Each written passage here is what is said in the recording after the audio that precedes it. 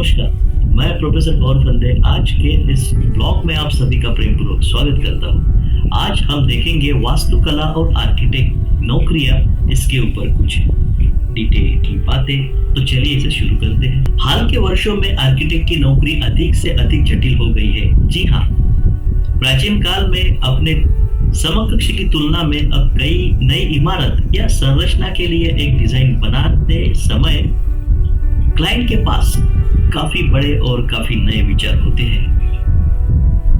तो इसे आपको देखना है और समझना है तो हमारे YouTube चैनल और Instagram चैनल को लाइक और सब्सक्राइब कीजिए। वास्तुकला भवन निर्माण और डिजाइन का विज्ञान या कला है जो इमारतों या संरचनाओं का निर्माण करने के लिए लंबे समय तक चलने वाली सामग्री का उपयोग करता है, जो सौंदर्यपूर्ण रूप से प्रसन्न होते हैं और किसी विशेष उद्देश्य के लिए उपयुक्त होते हैं। अंग्रेजी कवि सर हेनरी वुडन के एक उदाहरण में कहा गया है कि अच्छी तरह से निर्माण में 3 शर्तें होती हैं: कमोडिटी, फिरमेंट्स और डिलाइट। इतिहास के दौरान वास्तुकलाओं ने अलग अलग शैलियों के एक लंबे अनुक्रम का पालन किया है। इन्हें बारोक, गोथिक, नियोक्लासिकल जैसे शब्दों से पहचाना जा सकता है। वास्तुकला एक समरूप शैली भी हो सकती है, जैसे प्राचीन यूनानी, रोमन या मिस्र या भारतीय।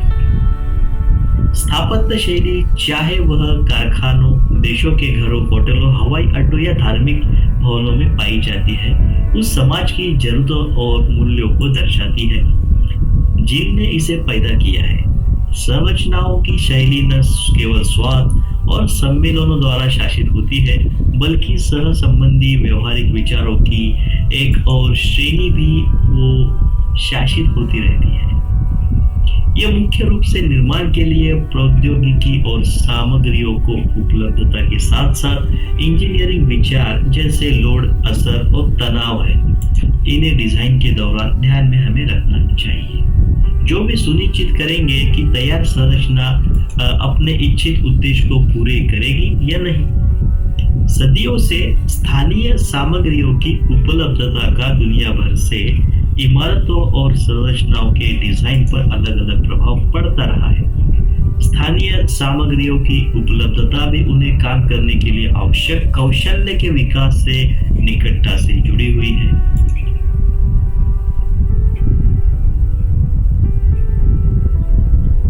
उदाहरण के लिए बढ़ईगिरी विकसित हुई, जहां स्थानीय परिवेश जो कि लकड़ी के रूप में घने जंगल थे, एक महत्वपूर्ण निर्माण सामग्री बन गए। एक दुर्लभ संसाधन बनने के बावजूद लकड़ी अभी भी वर्तमान समय की निर्माण परियोजनाओं में व्यापक रूप से उपयोग की जाती है। दुनिया के जो अन्य हिस्सों में शुरुआती आर्किटेक्ट्स ने इन इमारतों और स्मारकों को बनाने के लिए आसानी से उपलब्ध पत्थर और संगमरमर का चयन किया, जो मूर्तियों के सजे हुए थे, जो भवन संरचना के अभिन्न भार वहन वाले हिस्से थे। आज भी पत्थर और संगमरमर का उपयोग जारी है। हालांकि स्टील, कांच और कंक्रीट जैसी अधिक आसानी से उपलब्ध सामग्रियों के पक्ष में इसका उपयोग कम हो गया है, जो उत्पादन और इकट्ठा करने के लिए भी अधिक किफायती है। कुछ क्षेत्रों में तो लकड़ी भी दुर्लभ थी। इसने स्थानीय निवासियों को पृथ्वी से इमारतों को बनाने के लिए मजबूर किया।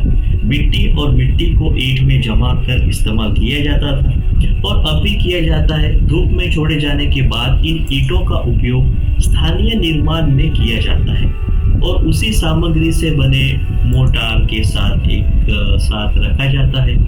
पुरानी सभ्यताओं ने ईंटों को और सख्त करने के लिए भट्टों का इस्तेमाल किया था, जो उन्हें और अधिक मजबूत और अधिक टिकाऊ बनाती है, जिससे बड़ी संरचनाओं का निर्माण हुआ और अभी भी हो रहा है। इसलिए प्रारंभिक संस्कृतियों ने अपने स्थानीय वातावरण से प्राकृतिक रूप से पाए जाने वाले पदार्थों का उपयोग किया और फिर सामग्री को अपने लाभ के लिए विकसित करने के लिए प्रौद्योगिकी का विकास किया। चिनाई वह शब्द है जिसका उपयोग पत्थरों या ईंटों से बनी इमारतों का वर्णन करने के लिए किया जाता आ रहा है। ईंटों को बंधी हुई पंक्तियों में बनाया गया है, जैसे गुरुत्वाकर्षण द्वारा संकुचित मोर्टार की एक वैकल्पिक परत का पालन करती है।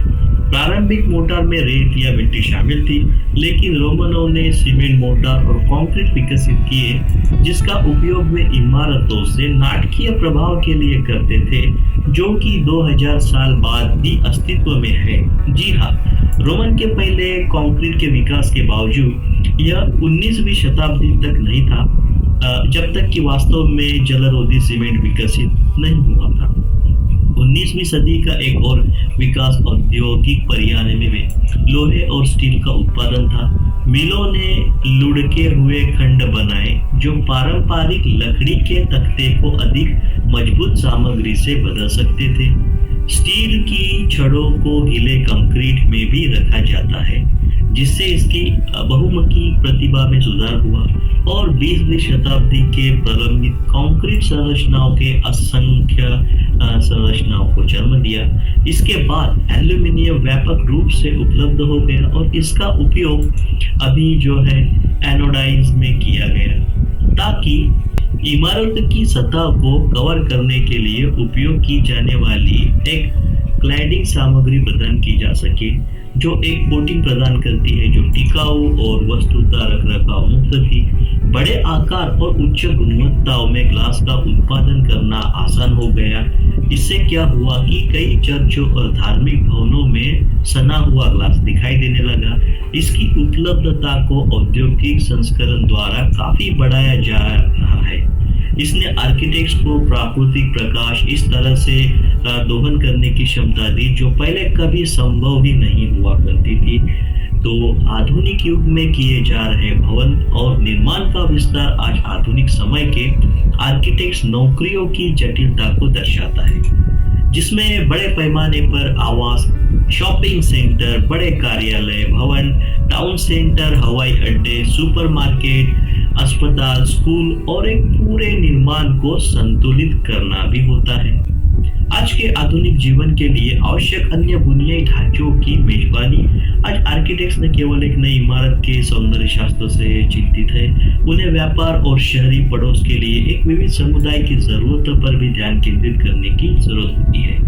नई संरचनाएं विकसित करना जो आधुनिक दुनिया की आवश्यकताओं को पूरा करते हैं, जबकि मौजूदा इमारतों के साथ बातचीत करते हुए एक इमारत बनाने के लिए मनभावन सौंदर्य।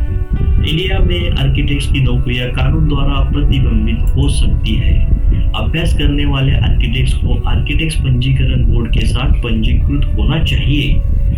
आर्किटेक्चर अगर करियर पर विचार करने वाले व्यक्तियों को पता होना चाहिए कि आवश्यक योग्यता और अनुभव प्राप्त करने में कम से कम आपके 3, 4, 5, 6, 7 साल हो सकते हैं। अर्हता प्राप्त करने के इच्छुक लोगों को मान्यता प्राप्त विश्वविद्यालयों में अध्ययन करना चाहिए, और अध्ययन भी नहीं करना चाहिए, आपको तो प्रैक्टिस भी करनी चाहिए।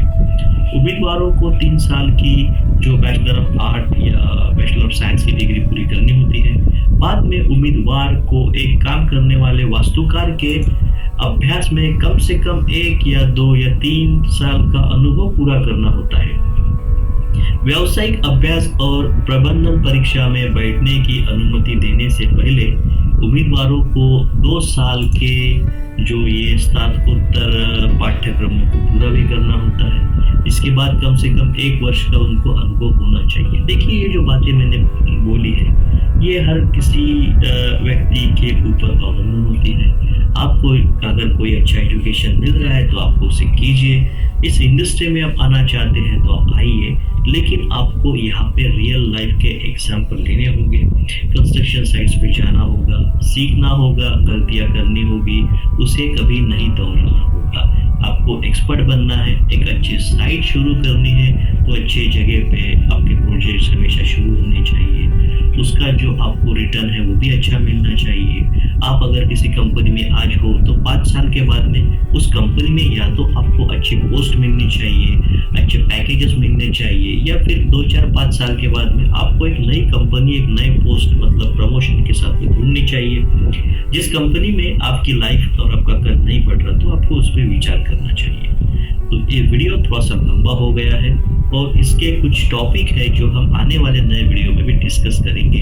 तो इस वीडियो को पूरा देखने के लिए, हमारे साथ बने रहने के लिए मैं प्रोफेसर पवन फंदे आप सभी का प्रेमपूर्वक स्वागत करता हूँ। फिर मिलेंगे नए आने वाले वीडियो ब्लॉग में।